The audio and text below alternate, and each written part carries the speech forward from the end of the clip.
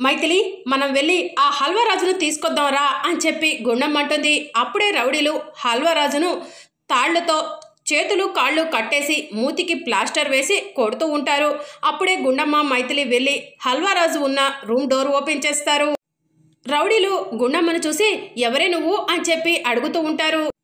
అసలు పేరు గుండమ్మ, మా ఆయన ముద్దుగా గుండు అని పిలుస్తాడు అని చెప్పి గుండమ్మ చెప్పడంతో, గుంపులో నుంచి తప్పించుకొని వచ్చిన గున్న ఏనుగులా ఉన్నావు, నీకిక్కడేం పని అని చెప్పి ఒక రౌడీ అడగటంతో పక్కనున్న రౌడీలు నవ్వుతూ ఉంటారు.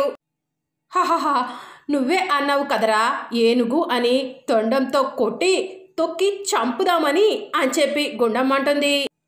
రండ్రే చూసుకుందాం అని గుండమ్మ అనటంతో రౌడీలు ఒకరి తర్వాత ఒకరు గుండమ్మ దగ్గరకు వస్తూ ఉంటే గుండమ్మ వాళ్ళని తుక్కు తుక్కు కొట్టి కింద పడేస్తుంది. ఇక గుండమ్మ మైథిలి ఇద్దరూ కలిసి హల్వరాజుకు ఉన్న కట్లన్నీ కూడా ఊడతీస్తారు. థ్యాంక్స్ మైథిలి, థ్యాంక్స్ సిస్టర్, ఇక నేను వెళ్ళొస్తాను అని హల్వరాజు వెళ్తూ ఉంటే, ఎక్కడికిరా నువ్వు వెళ్ళేది? నీ పైన ప్రేమతో నిన్నేమైనా విడిపించామనుకుంటున్నావా?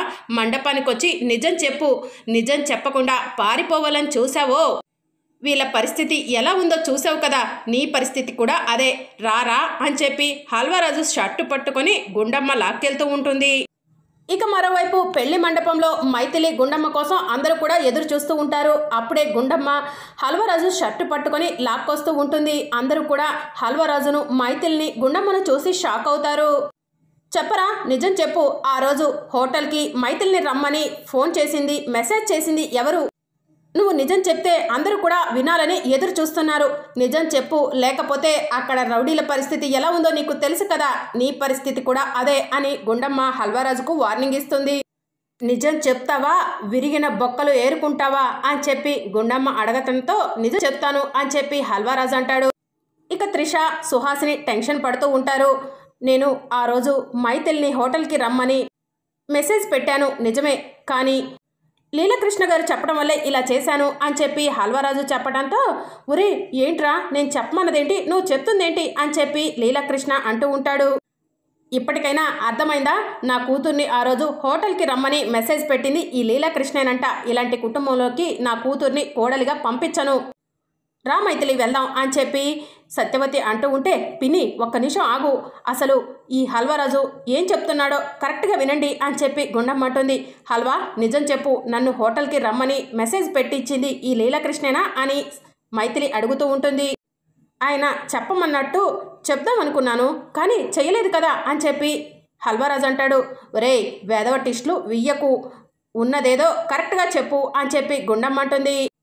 ఒరే ఎదవా, నిజం చెప్పరా, వీళ్ళందరూ నన్ను చంపేసేలా చూస్తున్నారు అని చెప్పి లీలాకృష్ణ హల్వాతో అంటూ ఉంటాడు. ఆ రోజు మైథిలిని హోటల్కి రమ్మని చెప్పింది నేనేనండి, నేనే మెసేజ్ చేశాను అని చెప్పి హల్వరాజు చెప్తూ ఉంటే, మైథిలి హల్వరాజు చంప మీద ఒక్కటిచ్చి, నిజం చెప్పు, ఎలా మెసేజ్ పెడతావురా, ఉత్తమ్ గారింట్లోకి నిన్ను ఎవరు రానిచ్చారు, నువ్వు ఎలా వెళ్ళి మెసేజ్ పెట్టావు చెప్పు అని చెప్పి మైథిలి అడుగుతూ ఉంటుంది. అంటే ఏంటండి, ఉత్తమ్ ఫోన్కి మేమే మెసేజ్ పెట్టామని ఆ హల్వరాజు నోటితో చెప్పించి మా కుటుంబ పరువుని మర్యాదని తీసేస్తారా ఏంటి అని చెప్పి సుహాసిని అడుగుతూ ఉంటుంది.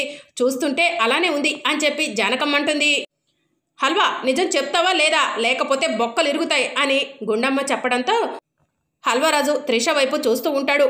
ఏంటి నా వైపు చూస్తున్నావు, నేను దోషినా అని చెప్పి త్రిష అంటూ ఉంటే, నువ్వే దోషివి, నువ్వే ఉత్తమ్ గారి ఫోన్ నుంచి నా ఫోన్కి మెసేజ్ చేశావు అని చెప్పి మైథిలి అంటుంది. ఇంకా డౌట్ ఎందుకు మైథిలి, హల్వరాజు త్రిష వైపు చూశాడంటే త్రిషే తప్పు చేసిందని అర్థం అని చెప్పి గుండమ్మంటుంది. నిజం చెప్పు హల్వా, ఈ పెళ్ళి నువ్వు చెప్పే నిజం మీదే ఆధారపడింది అని చెప్పి ఉత్తమ్ అంటాడు. ఇంకా వాడిని అడిగేదేంటి, తప్పు చేసింది ఈ త్రిషనే. ఒసే, నువ్వు అసలు ఆడదానివేనా, మరొక ఆడపిల్ల జీవితాన్ని నాశనం చేయడానికి నీకు చేతులు ఎలా వచ్చాయే, నీలాంటి దాన్ని వదిలిపెట్టకూడదు అని గుండమ్మ త్రిషపై చెయ్యెత్తటంతో సుహాసిని వచ్చి గుండమ్మ చేతిని గట్టిగా పట్టుకుంటుంది. ఏంటి, నువ్వు కొడితే కొట్టించుకోవడానికి ఇక్కడ హల్వా లాంటోళ్ళు ఎవరూ లేరు, చెయ్యి ఉంది కదా అని అందరి మీద చెయ్యెత్తుతున్నావు అని చెప్పి సుహాసిని అంటుంది.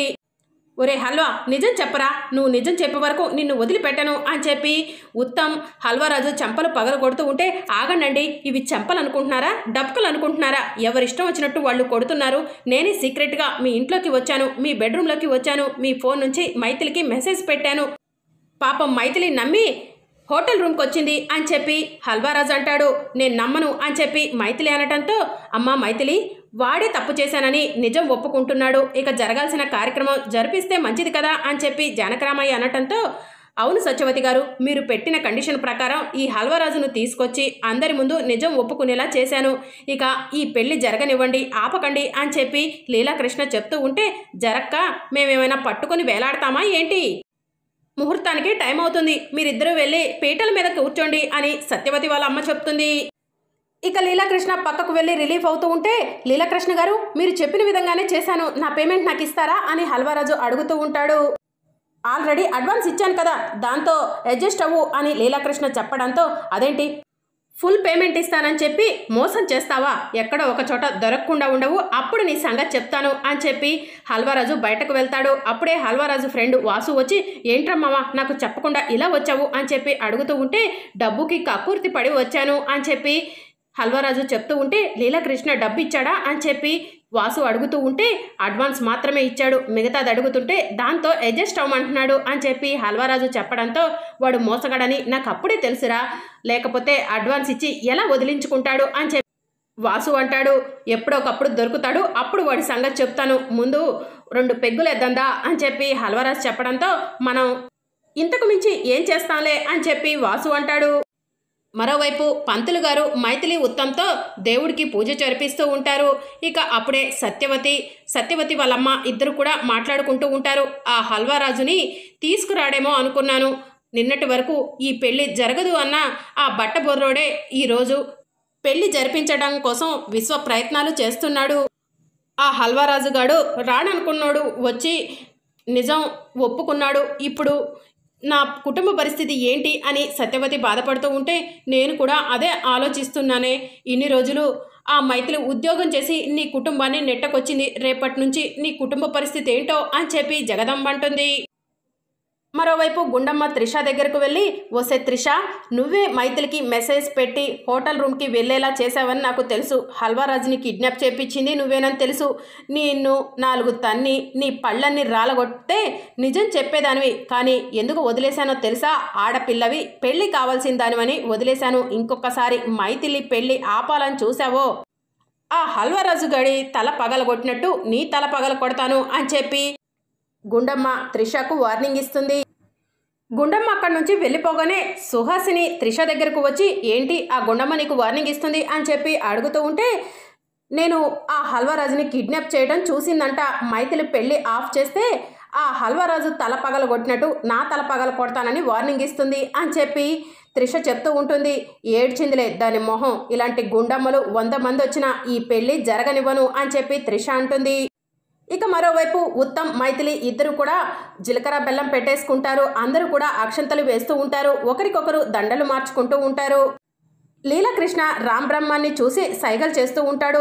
లీలాకృష్ణ అంకుల్ ఏంటి పిచ్చి సైగలు ఎవరినో చూసి చేస్తున్నాడు అని చెప్పి త్రిష అడుగుతూ ఉంటే, నేను కూడా అదే చూస్తున్నాను త్రిష, అసలు అతను ఎవరో కనుక్కుంటే కానీ మనకు విషయం ఏంటో తెలీదు, ఈ పెళ్ళి ఆపటానికి సలహా దొరకదు అని చెప్పి సుహాసిని అంటూ ఉంటుంది. అన్నయ్య ఇలా రా అని చెప్పి లీలాకృష్ణను పిలవగానే, ఏటి సిస్టరు పిలిచావు అని చెప్పి లీలాకృష్ణ అడుగుతూ ఉంటాడు. నువ్వు అసలు మా అన్నయ్యవేనా, ఇంతకుముందు మా అన్నయ్య పౌరుషం కోడి పుంజులా అందరిపైన ఎగబడేవాడు, కానీ ఇప్పుడు ఆ సత్యవతి కూతుర్ని మన ఇంటి కోడల్ని చేస్తున్నావు, నిన్ను చూస్తుంటే కళ్ళు లేని పిల్లి తోక తెగిన బల్లి గుర్తొస్తున్నాయి అని సుహాసిని అంటూ ఉంటే, అలా అనకు సిస్టరు, నాకు చాలా బాధగా ఉంది అని లీలాకృష్ణ అంటూ ఉంటే, అసలు నిన్ను చూస్తుంటే నాకు అసహ్యం వేస్తుంది, నాకు ఇష్టం లేని దాన్ని నా ఇంటి కోడలు చేయాలనుకుంటున్నావు అని చెప్పి సుహాసిని అంటుంది.